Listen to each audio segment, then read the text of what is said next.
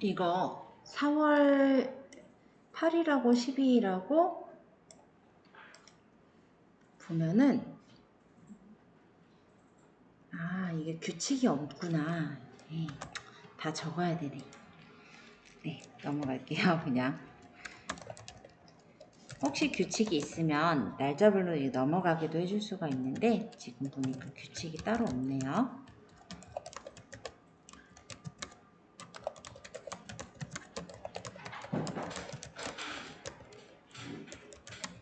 이걸 적을 때 일단 범위를 닫았네.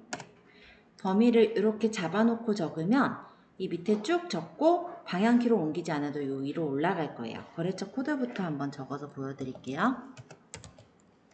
대문자로 적어야 되니까 캡스락 잠깐 켜고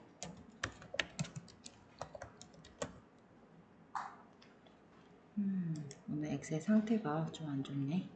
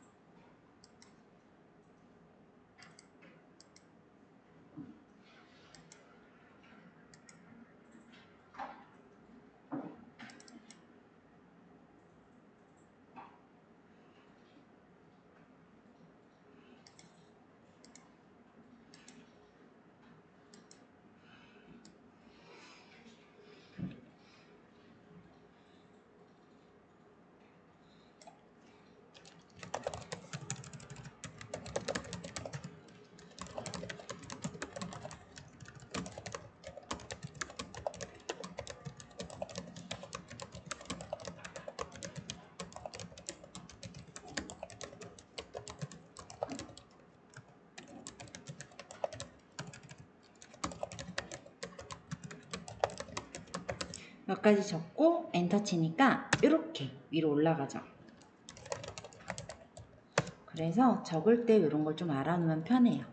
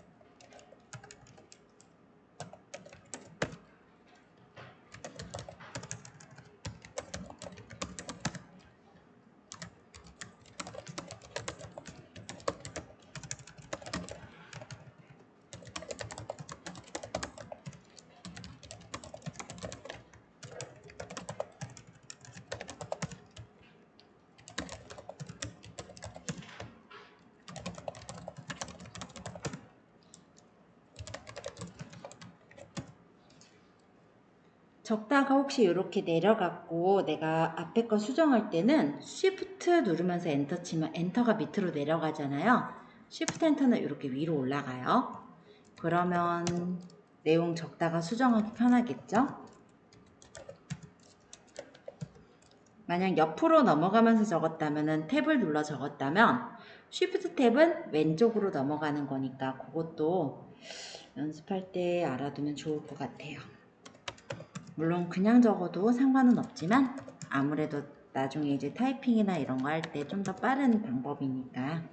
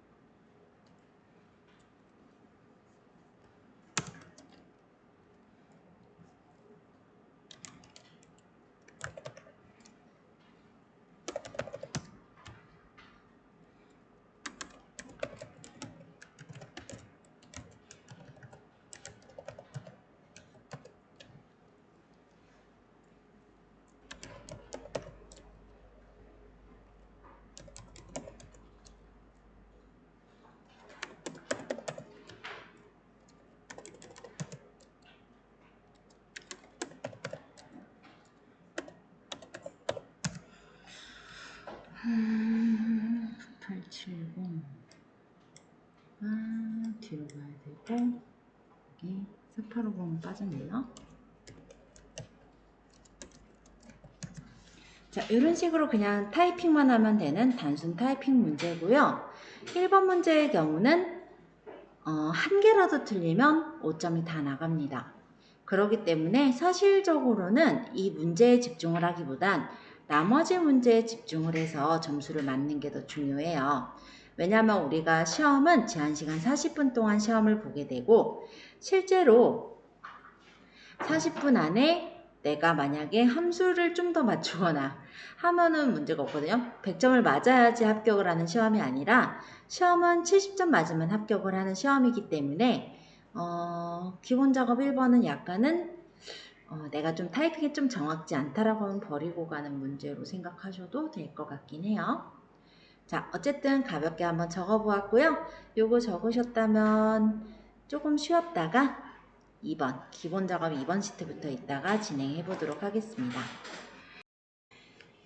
A1에서부터 F1 영역은 병합하고 가운데 맞춤, 셀 스타일은 제목 1, 행의 높이를 32로 지정하시오 라고 되어 있어요. 그래서 A1에서부터 F1까지 범위를 잡아주세요. 범위를 잡았다면 여기서 병합하고 가운데 맞춤, 그럼 이렇게 병합이 돼서 가운데로 맞춰졌죠? 셀 스타일은 이 옆에 스타일에 셀 스타일이 있는데요.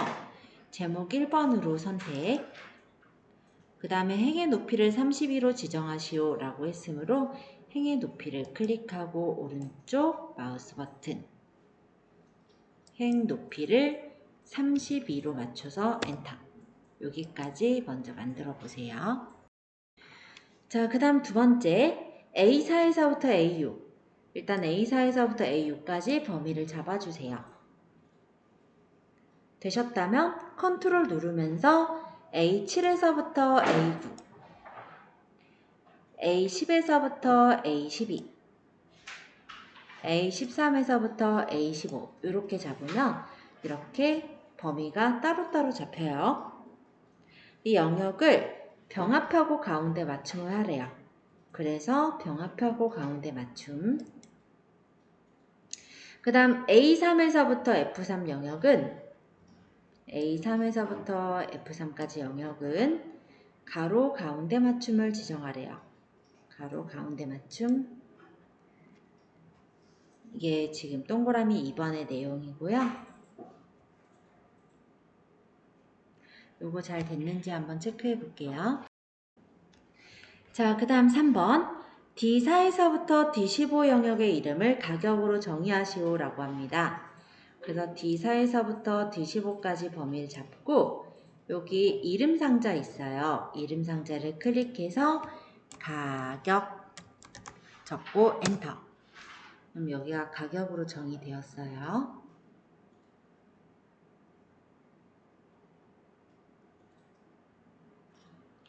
그 다음 4번.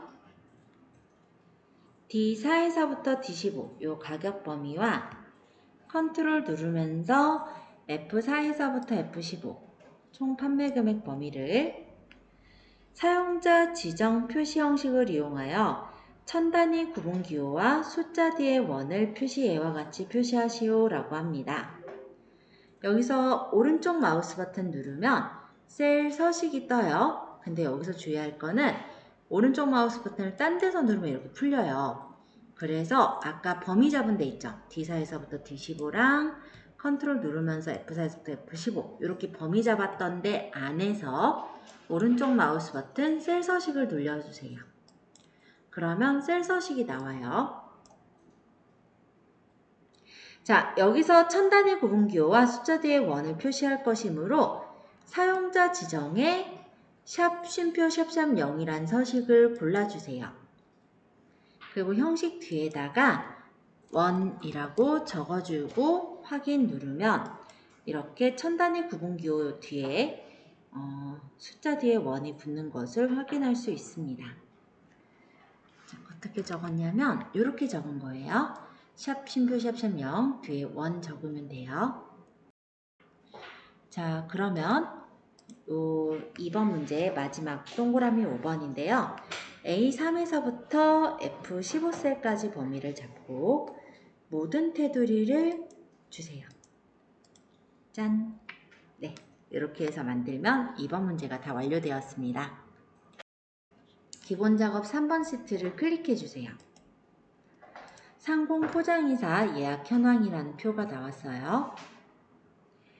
내용 한번 읽어볼게요. 상공 포장이사 예약 현황 표에서 이사량 톤이 6 이상이고 이사 비용 평균 이상인 데이터를 보급 필터를 사용하여 검색하시오 라고 합니다. 와, 쉽지 않은데요. 이런 문제가 나왔어요. 자, 이제 조건을 좀 만들어야 되는데 보급 필터를 구할 때는 먼저 조건을 만들어야 돼요. 그래서 조건절을 어디다 만들려고 했냐면 고급 필터 조건은 A19에서부터 B20 범위 내에 알맞게 입력하시오 라고 되어 있죠. 그래서 A19 셀에 커서를 찍어주세요. 일단 첫 번째 이사량 톤이 6 이상이고는 사실 크게 걱정은 없어요. 그대로 쓰면 되거든요. 그래서 이사량 톤이 그대로 타이핑해도 되고 아니면 얘를 복사해서 A19 셀에다 엔터 쳐서 붙여도 돼요. 6 이상이니까 크거나 같다 6. 일단 이 부분은 이렇게 적으면 되는데 옆에 있는 부분이 이사비용 평균 이상인 데이터를 골라라 라고 했기 때문에 요거는 이제 우리가 뽑아 봐야 되거든요. 그래서 여기다가는 그냥 뭐 조건이라고 적든 뭐 평균이라고 적든 그냥 적어주세요. 예제 책에서는 평균이라고 적긴 했는데 여기를 평균으로 적든 조건으로 적든 상관없어요. 다만 여기 있는 이 필드 이름들 있죠? 이 이름을 그대로 갖다 붙일 수는 없어서 일단 뭐 평균 적든 조건 적든 뭔가 다르게 내가 알아볼 수 있게만 적으면 돼요. 여기는. 자, 여기 지금 P20셀에다가 뭘 적을 거냐면 얘가 원하는 조건이 이사비용 평균 이상인 거예요. 그래서 여기 이사비용을 찍어서 넣을게요. 자, 일단 등호 적고 여기 첫 번째 이사비용인 H4셀을 찍고 이사비용이 크거나 같다. 무엇보다 이사비용이 평균보다 크거나 같아야 되니까 에버리지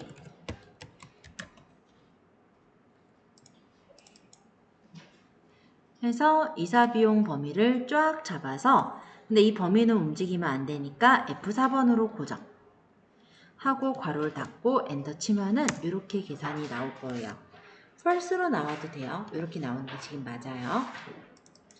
조금 어려워 보일 거니까 요거를 옆에다가 일단 식이 보이게 놓을게요. 이 정도면 잘 보이죠? 일단 이렇게 만들어 주세요. 자, 그러면 일단 조건을 적었다면 이제 고급 필터를 구해 볼 건데요. 고급 필터를 구할 때는 표 범위를 블록 지정을 해주세요.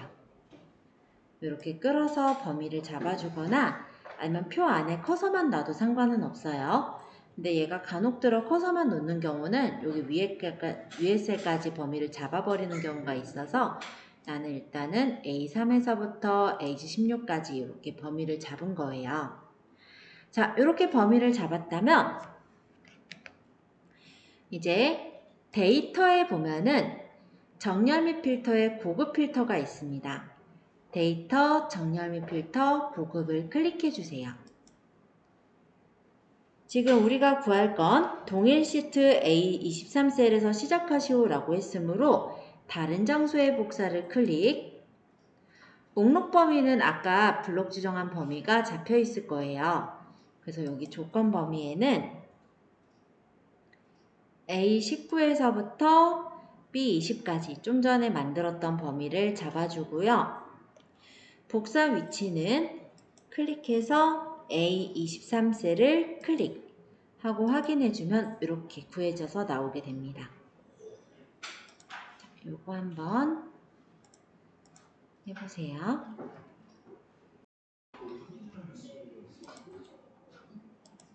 계산 작업 첫 번째, 셔틀버스 운행 시간표입니다. 경복궁 정류장 수가 6정류장이고 출발 시간이 뭐 8시라고 하네요. 자, 이거 도착 시간이 어떻게 되느냐 요거 구하는 건데 10부터 한번 읽어볼게요. 표 1에서 출발 시간과 정류장 수를 이용하여 도착 시간을 표시하시오 라는 8점짜리 문제예요. 일단 세모 내용을 읽어보면 도착 시간은 출발 시간 플러스 정류장 수 곱하기 정류장당 소요 시간 5분으로 되어 있습니다. 표시 예를 보니까 정류장 수가 4개이고 출발 시간이 10시라면 도착 시간은 정류장당 소요 시간이 5분씩이니까 10시 20분으로 표시해라 라는 거죠. 그래서 여기서 쓰는 함수는 time, hour, minute라는 함수를 쓰라고 해요. 일단 첫 번째 time이라는 거는 시간을 만들어주는 함수예요.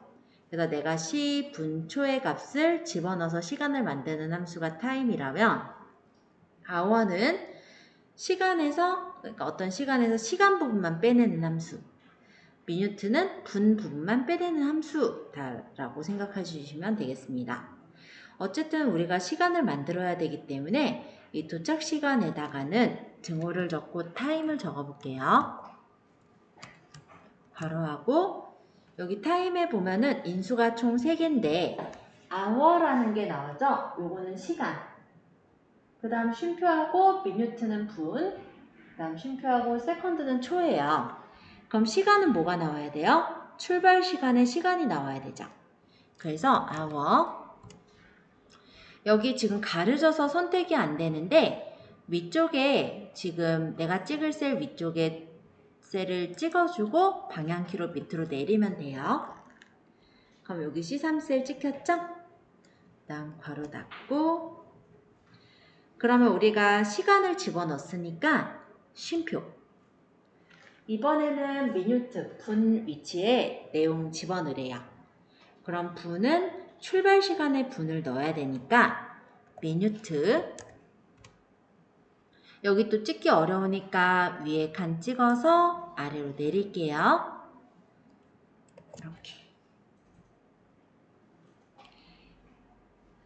그런데 도착 시간을 구할 때는 우리가 출발 시간에 정류장 수 곱하기 정류장당 소요 시간을 하라고 했으므로 여기다 플러스 정류장 수인 B3셀을 찍어주시고요.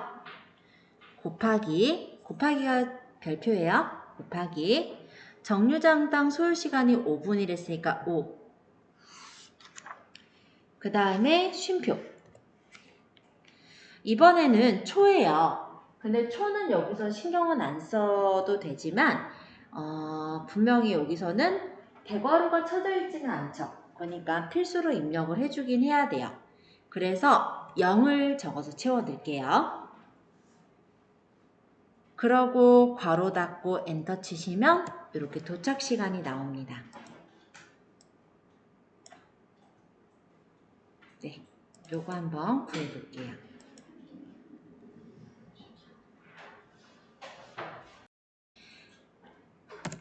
비고 내용 한번 읽어볼게요. 영업부서별 실적표인데요. 판매 실적이 가장 높은 부서는 최우수 부서, 두 번째로 높은 부서는 우수 부서, 그 외는 공백으로 비고에 표시하시오 라고 합니다. 그래서 if와 large라는 함수를 쓰세요 라고 하네요. 그래서 여기서 판매 실적이 가장 높다, 두 번째로 높다 이런 걸 따지기 위해선 large를 쓸 건데요. large가 큰 값을 뽑는 거죠. 몇 번째로 큰 수를 뽑는 게 large이고요. if는 조건에 따라서 참일 때 어떤 값, 거짓일 때 어떤 값을 주는 게 if예요. 그래서 등호 적고 적어볼게요.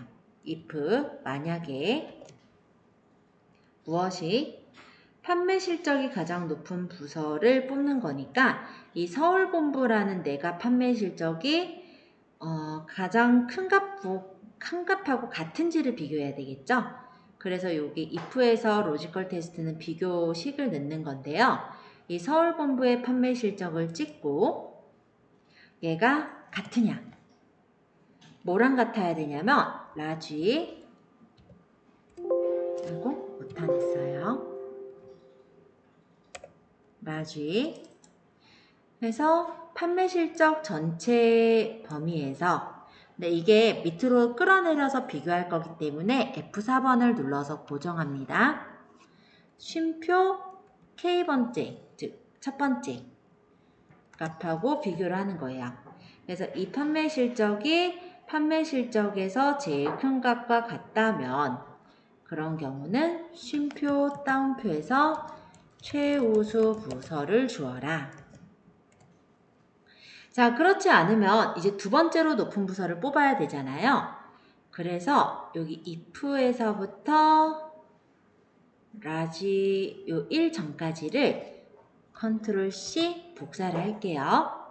또 적기 그러니까 이 뒤에다가 컨트롤 V로 붙이고 2와 그러니까 두 번째 큰 값과 같다면 쉼표 다운표 그 경우는 우수 부서를 주어라.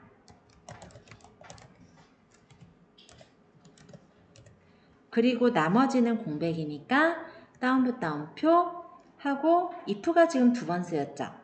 그래서 괄호를 두 번 닫아주고 엔터 치면은 얘는 지금 1등도 2등도 아니었나 봐요. 빈칸이 나온 거죠. 비고 보니까 경기본부가 최우수 부서 그리고 서울본부가 우수 부서가 나왔네요. 좀 어렵죠. 자, 요 식을 다시 한번 가볍게 풀어서 설명을 할 건데요. 이렇게 생각하면 돼요. 여기서부터 보면은 여기까지가 논리식인 거예요. 여기 로지컬 테스트라고 적혀있는 논리식인 거죠. 그래서 요 I3셀, 13 아니에요. I3셀이에요. I3셀이 라지로 구한, 즉 제일 큰 값과 같으냐라는 조건을 물어본 거고 이 조건이 맞다면 얘가 참값. 그러니까 여기 밸류 true 부문이 최우수 부서라는 문자가 들어가라 라고 한 거죠. 그렇지 않을 때 거짓값이 여기서부터 여기까지인 건데 거짓값 중에 다시 비교를 할 거기 때문에 if를 넣은 거예요. 그래서 이 작은 if에서는 여기서부터 여기까지가 다시 조건절이죠. 그래서 I3셀이 라지로 부분, 즉 판매 실적의 두 번째로 큰 값과 같으냐를 물어본 거고 그렇다면은 참값은 우수 부서를 줘라. 그렇지 않으면 나머지는 거짓값으로 빈칸을 주어라. 이렇게 해서 만든 게 지금 다중이프문이라고 보시면 됩니다. 지금은요 우리가 이해만 되면 돼요. 지금 이거를 스스로 하겠다 어려워요 좀. 네, 이게 이제 익숙해져야 좀 스스로 하기가 쉬울 거니까 지금은 제가 설명하는 게 이해가 된다면 네, 지금 잘 따라오고 있는 거예요. 자, 그 다음 거 표 3번 내용 보도록 하겠습니다. 표 3에는 영화 예매 현황이 나오는데요. 일단 문제부터 읽어볼게요.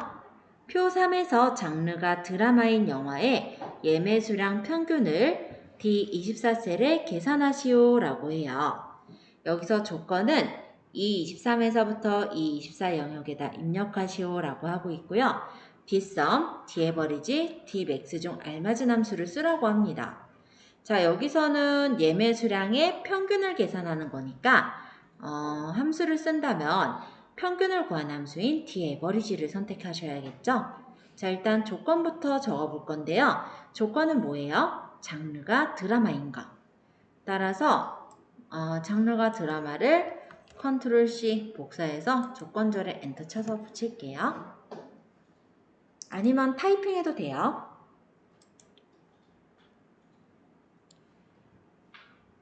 자, 그럼 넣었다면 등호 적고 D 에버리지. 데이터베이스 함수는 데이터베이스 전체 범위가 처음에 들어가요. 그래서 요 까만색, 즉 데이터베이스 절에는 표 전체 범위를 넣는다 라고 생각을 해주시고요. 그 다음 쉼표. 그 다음 두 번째가 필드인데 우리가 구하려는 건 예매 수량의 평균이죠. 따라서 예매 수량의 셀인 D13셀을 찍어주세요. 그러니까 그 해당 필드명을 찍은 거예요. 그 다음에 쉼표. 그럼 이번에 크리테리아가 진해졌죠. 요거는 뭐냐면 조건절, 조건에 해당하는 부분. 그래서 우리 조건이 뭐였어요? 장르가 드라마였잖아요. 그래서 여기 E23에서부터 E24까지 범위를 잡고 괄호 닫고 엔터 치시면 이렇게 값이 나오게 됩니다. 자, 한번 구해보세요. 이번에는 당첨 층수예요. 4번의 내용인데 표 4에서 최저층과 최고층을 이용하여 추첨자별 당첨 층수를 계산하시오 라는 문제입니다. 당첨 층수 뒤에다 따옴표 붙여서 층을 붙여주세요 라고 했네요. 그래서 우리가 함수로 구한 값 뒤에 문자 층이라는 단어를 붙여야 되니까 %% 연산자를 이따 쓸 거고요. 랜드 비트윈이라는 건 랜드가 랜덤한 값을 말해요. 그리고 랜드 비트윈은 내가 시작 값에서 끝값 가지 중에 랜덤한 값을 뽑는 함수예요. 그래서 랜드 비트윈 함수와 %% 연산자를 이용해서 추첨자별 당첨 층수를 계산해 볼게요. 자, 일단 당첨 층수를 구할 제14셀에 커서를 찍어주시고 등호 적고 랜드 비트윈 첫 번째 이 버텀은 김미정의 최저층을 찍어요. 그 다음 쉼표 탑은 김미정의 최고층을 찍어야 되는데 지금 같은 경우 가려져서 찍기가 힘들죠. 그럼 위에 층 찍고 위에 찍고 그냥 아래로 내려주면 돼요. 그 다음 괄호를 닫아보면 일단 엔터 쳐보면 이렇게 층수가 나오게 됩니다. 근데 우리 여기 뒤에다 층이라는 글자를 붙여야 되잖아요. 그래서 따닥 하고 맨 뒤에다가 7번 위에 있는 %를 넣고 따옴표를 해서 문자 층이라는 단어를 붙여주는 거예요. 엔터. 그러고 채우기들을 쭉 끌으면 당첨 층수가 나와요.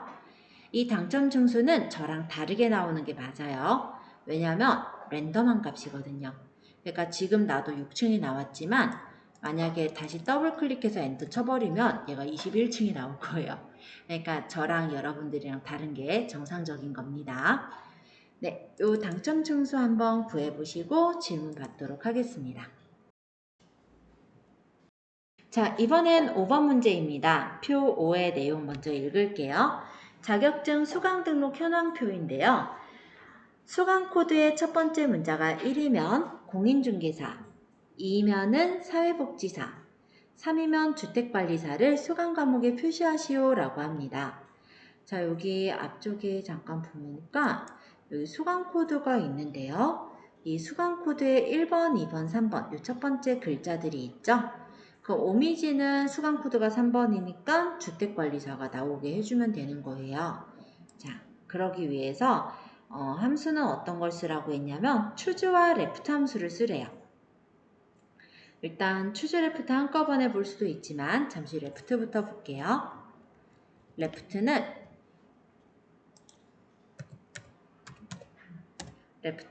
왼쪽에 있는 몇 글자를 뽑는 함수예요.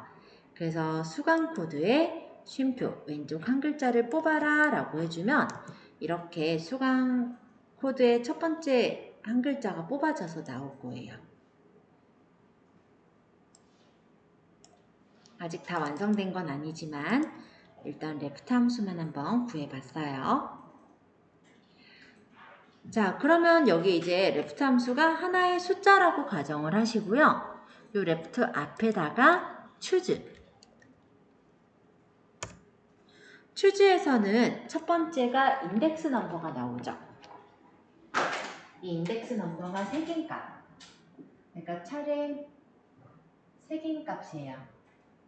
그래서 이 인덱스 넘버 위치가 레프트가 들어가 있는 거고 이 값이 만약 1이면 첫 번째 값, 2면은 두 번째 값 이런 식으로 참조하는 함수가 추즈라고 생각하면 돼요. 그래서 레프트로 우리가 뽑은 함수가 보면은 1이나 2나 3이 나오잖아요. 그래서 이 인덱스 넘버 뒤에, 레프트 뒤에다가 쉼표해주고 첫 번째 이 밸류 1은 값이에요. 1일 때가 뭐예요? 공인중개사인데 문자죠. 다운표에서 공인중개사.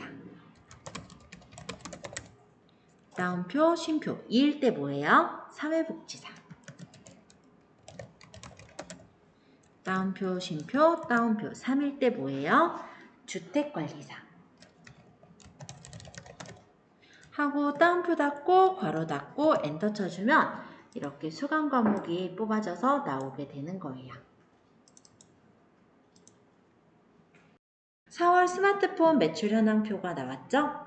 4월 스마트폰 매출 현황표에서 판매 수량과 판매 수량 여기 있어요. 그죠? 판매 가격 여기 있네요. 판매 가격이 다음과 같이 변동하는 경우 순이익이 이 6세 여기가 얼마로 바뀌는지 변동 시나리오를 작성하시오 라는 문제입니다. 일단 첫 번째로 셀 이름을 정의할 건데 B4셀은 판매 수량, B5셀은 판매 가격, E6셀은 순이익으로 정의하래요. 요거부터 먼저 해볼게요. B4셀을 클릭해 주시고 여기 위에 이름 상자를 클릭. 그런 후에 판매 수량이라고 적고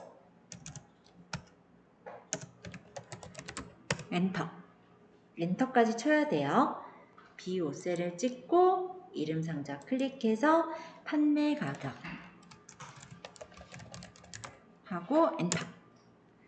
그 다음에 이 6셀은 순이익. 이 6셀 찍어서 여기는 순이익. 이렇게 찍어주세요.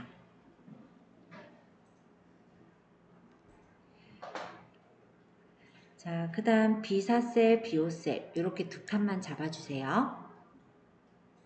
판매 수량과 가격이 바뀌었을 때 순이익이 어떻게 바뀌는지가 궁금한 거니까 B4, B5셀을 블록 지정을 합니다.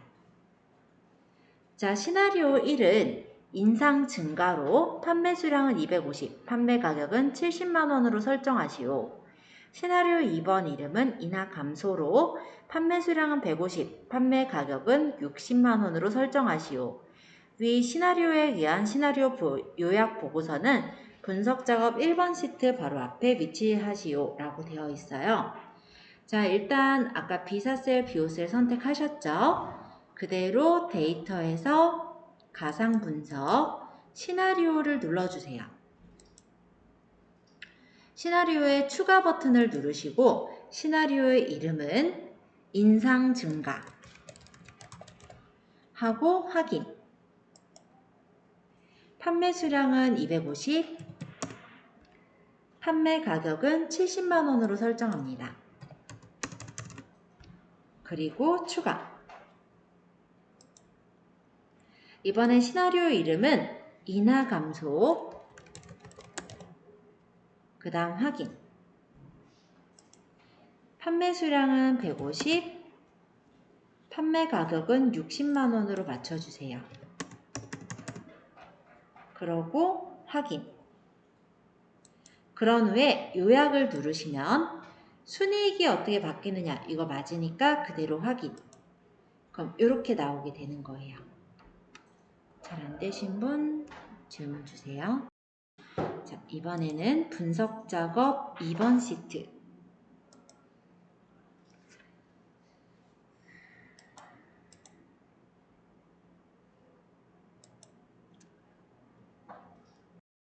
분석 작업 2번은 서울 영업실적, 경기 영업실적, 인천 영업실적, 수도권 영업실적 이렇게 적혀 있는데 일단 2번의 내용을 먼저 읽어보자면 데이터 도구 통합 기능을 이용하여 표 1, 표 2, 표 3에서 제품 코드별 1사분기가 어차피 1월부터 3월이에요. 그러니까 요거 다 뽑아라 이 얘기니까 1사분기의 영업실적 합계를 계산하시오 라고 합니다.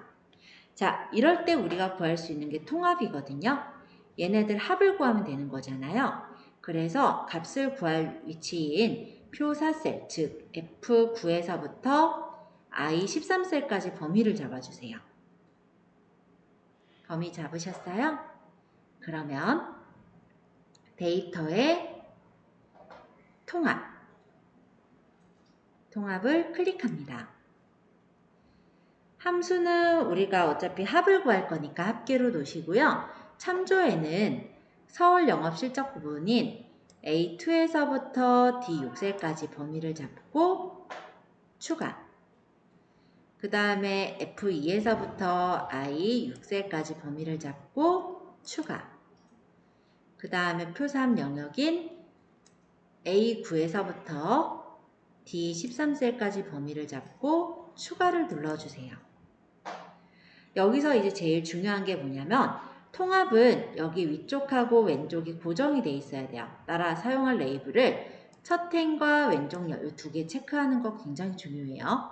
체크해 주시고 확인까지 누르시면 딱 값이 나오죠. 이렇게 해서 각각의 표에 있는 값들을 합을 내거나 평균을 낼 때 이렇게 통합 기능을 이용하면 굉장히 빠르게 계산이 됩니다. 자, 이번엔 매크로 작업인데요. 내용 한번 읽어보겠습니다. 매크로 작업 시트의 표에서 다음과 같은 기능을 수행하는 매크로를 현재 통합 문서에 작성하고 실행하시오 라고 돼 있고 각 문제는 5점씩 차지하는 문제예요. 자, G4에서부터 G13 영역에 총점을 계산하는 매크로를 생성하여 실행하시오. 매크로 이름은 총점, 썸 함수를 사용하고 개발도구 삽입의 양식 컨트롤, 단추를 동일 시트 B15에서부터 C16 영역에 생성하고 텍스트를 총점으로 입력한 후 단추를 클릭할 때 총점 매크로가 실행되도록 설정하시오 라고 해요. 자, 저번 시간에 우리 매크로까지 연습을 했었는데요. 이 매크로를 만들 땐 일단은 우리가 매크로라는 게 자동으로 내가 어떤 버튼만 누르면 반복되는 어떤 작업을 저장해 놓은 걸 매크로라고 하거든요. 근데 이 매크로를 만들 때 주의할 사항은 매크로 구할 부분에 커서가 있으면 안 돼요. 즉 우리는 총점 구할 건데 총점 위치에 커서가 없도록 해두시면 돼요. 간단히 생각하면 그냥 A1 셀을 찍어 놓으면 문제 없겠죠? 자, 그리고 개발 도구로 가서 매크로 기록을 누릅니다. 매크로 이름은 예제에서 총점으로 적으랬으므로 총점이라고 적어주시고 확인 누를게요. 그리고 여기 총점을 구할 건데 썸 함수를 활용할 거예요. 그러면 여기다가 등호 적고 SUM 썸 하고 여기 오미진 국어부터 과학탐구까지 범위 잡아서 바로 닫고 엔터. 그러고 채용 핸들을 끌어내리면 총점이 구해집니다. 그런데 좀 더 빨리 구하고 싶다 라고 하면 어떤 방법이 있냐면 여기 국어서부터 여기 총점 구할 범위까지 잡아요.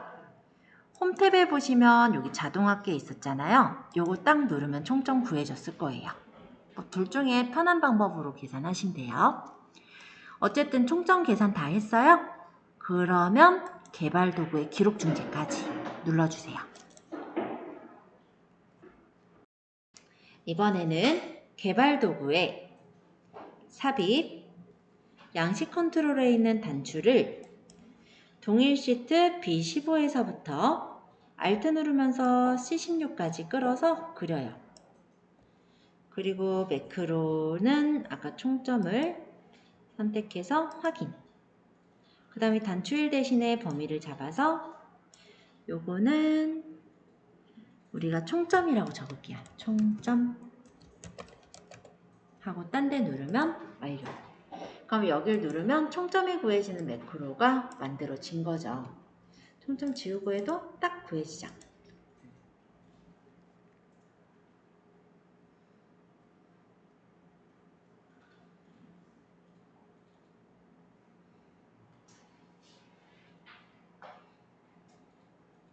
자, 또 매크로 하나 더 해볼게요. 매크로까지 살펴보았고요. 요거 서식 구하는 거.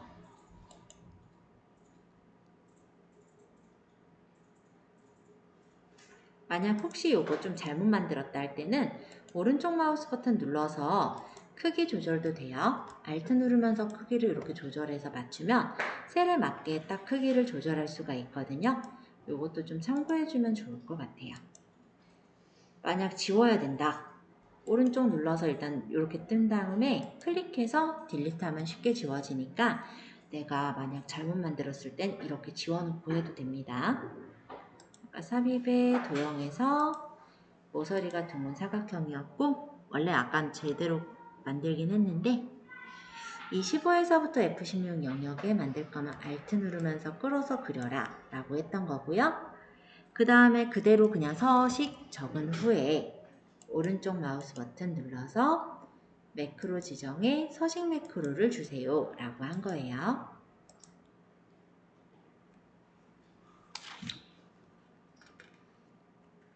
욕심 같아선 차트까지 하고 싶은데 하나 더 하고 끝내도 돼요?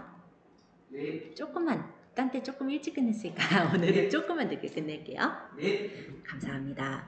자, 차트 작업 가볼까요? 차트 작업. 자, 차트 작업 시트의 차트에서 다음 지시사항에 따라 아래 그림과 같이 차트를 수정하시오 라고 돼 있어요. 각 2점인데 첫 번째 문제부터 볼게요. 우리 오늘 차트부터 시작했었으니까 어렵지 않게 할 수 있을 거예요. 차트 종류를 묶은 세로막대형으로 변경하래요. 그럼 어떻게 해야 돼요? 일단은 차트를 한번 클릭.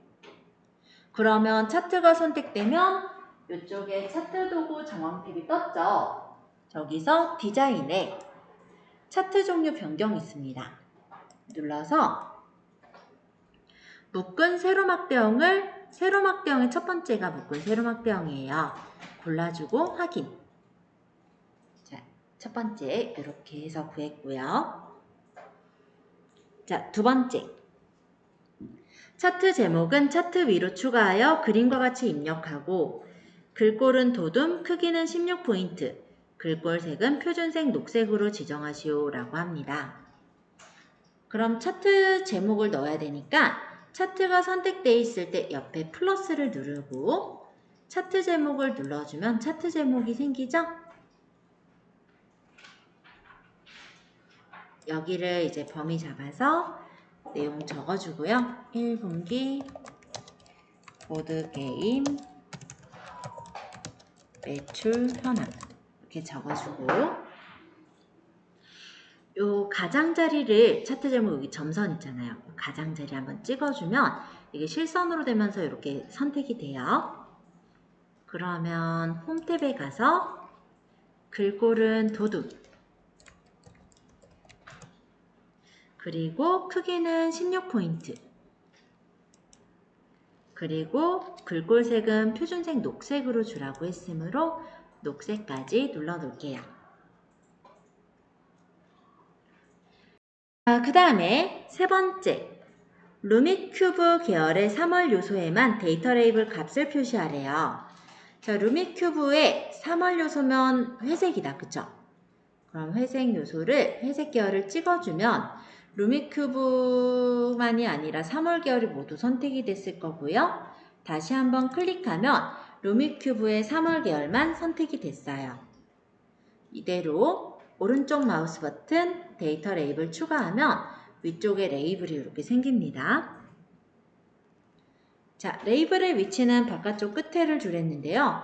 얘를 한번 클릭하고 또 한번 클릭할게요. 클릭하고 오른쪽 마우스 버튼 레이블 서식으로 와보면 얘가 바깥쪽 끝에예요. 따로 바꿀 건 없어요. 자, 그 다음 4번. 세로값 축의 최소값을 100만. 표시 단위를 1000으로 지정하시오 라고 하죠. 그럼 세로축을 찍어요. 오른쪽 마우스 버튼 축서식을 들어가 보면 옆에 축서식이 뜹니다. 최소값을 100만을 적고 그 다음에 표시 단위는 여기 표시 단위가 없음 돼 있는데요. 여기를 1000을 주면은 이렇게 표시 단위 1000으로 나와요. 그런데 여기까지 좋은데 1000이 보면은 누워 있어요. 그쵸? 그래서 이 누워있는 글씨 1000을 선택하시고 표시 단위 레이블 서식의 텍스트 옵션에 텍스트 상자를 텍스트 방향을 가로로 바꿔주면 천이 이렇게 똑바로 쓰게 되는 걸 볼 수 있죠.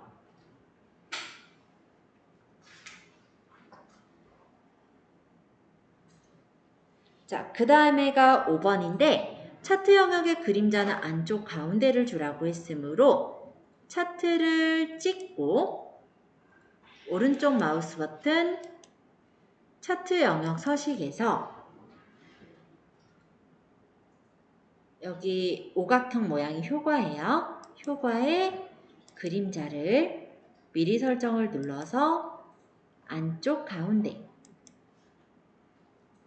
그리고 테두리 스타일은 둥근 모서리로 지정하시오라고 했으므로 여기 채우기 및 선에 테두리로 가서 밑에 여기 둥근 모서리 한번 눌러주면 끝! 이렇게 해서 오늘 기출문제 따라하기 내용을 다 완성을 해보았어요. 할만했나요? 그렇지 않았어요? 그래도 이해는 됐잖아요. 그죠? 앞으로 요 책 말고 두 번째 책을 들어갈 거예요.